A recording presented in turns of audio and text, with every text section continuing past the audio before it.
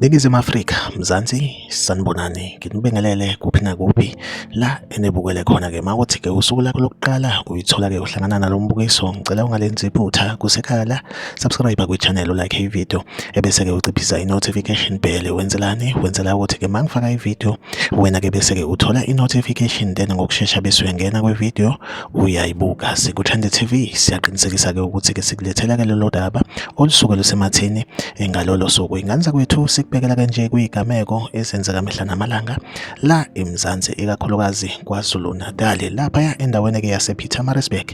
Kuthiwa-ke kune-project eyenziwayo yokulungisa-ke umgaqo u-N3. Kuthiwa-ke omunye wonjiniyela-ke abakhulu ababhekele ukusebenza kwale project kuthiwa-ke Willem Adrian Len du Toit. Kuthiwa-ke udukile ekuqaleni kwesonto, kanti-ke osukwini la izolo kuvele-ke iy'ndaba-ke ezibuhlungu ngaye uDu Toit. Kuthiwa-ke utholakale-ke ebulewe wangcwatshwa nje esigangeni khona-ke laphaya endaweni-ke yasePietermaritzburg. Lona-ke bekunjiniyela obebhekele ukusebenza kwale project elungisa u-N3 laphaya endaweni-ke yasePietermaritzburg. Like ivideo, subscribe kwi-channel, uphinde ucommente kwi-comment section ungitshela ukuthi kuthini ukuphawula kwakho ngalolu daba. Yize ku-Trend TV izohleze ikhona enilethela-ke indaba isematheni usuku nosuku. Asihlangabezane kwivideo elandelayo.